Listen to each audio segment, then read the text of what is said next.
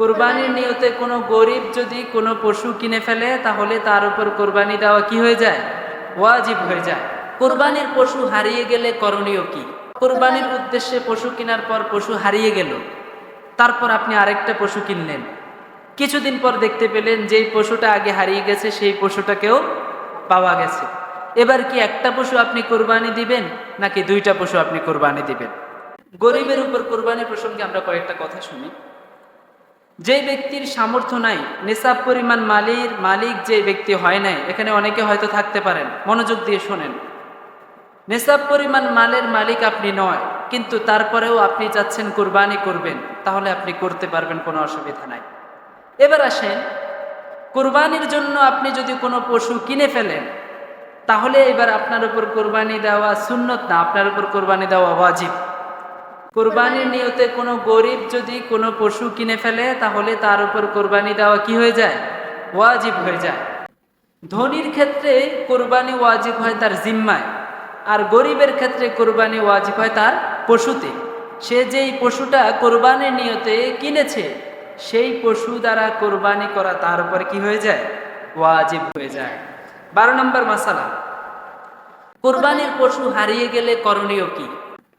অনেক সময় দেখা যায় কোরবানির পশু হারিয়ে যায়, এখন কি আরেকটা দিতে হবে নাকি হয়ে যাবে? এই ক্ষেত্রে দুইটা বিষয়। কোরবানির পশু যার হারিয়ে গেছে দেখতে হবে সে কি ধনী না গরিব, তার উপর কোরবানি ওয়াজিব ছিল নাকি সে পরবর্তীতে ওয়াজিব করেছে। যদি সে ধনী হয় তাহলে তার উপর আরেকটা কোরবানি দেওয়া আবশ্যক, কারণ কোরবানি ওয়াজিব হয়েছে তার জিম্মায়, পশু চলে গেলেও তার জিম্মায় এখনো কোরবানি ওয়াজিব হয়েছে। কিন্তু গরিবের কোরবানির পশু যদি চুরি হয়ে যায় তাহলে তার উপর আরেকটা পশু কোরবানি দেওয়া ওয়াজিব নয়, কারণ তার কোরবানি ওয়াজিব হয়েছে কোথায়? তার পশুতে, তার জিম্মায় নয়। এখন যেহেতু পশু চলে গেছে, পশু হারিয়ে গেছে, এজন্য তার আর কোরবানি দিতে হবে না। বুঝলেন তো বিষয়টা? 13 নম্বর মাসালা আমরা বললাম, না 12 নম্বর মাসালা গেল।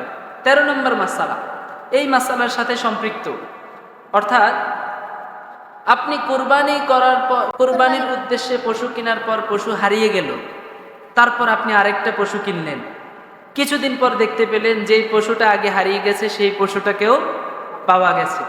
এবার কি একটা পশু আপনি কোরবানি দিবেন নাকি দুইটা পশু আপনি কোরবানি দিবেন?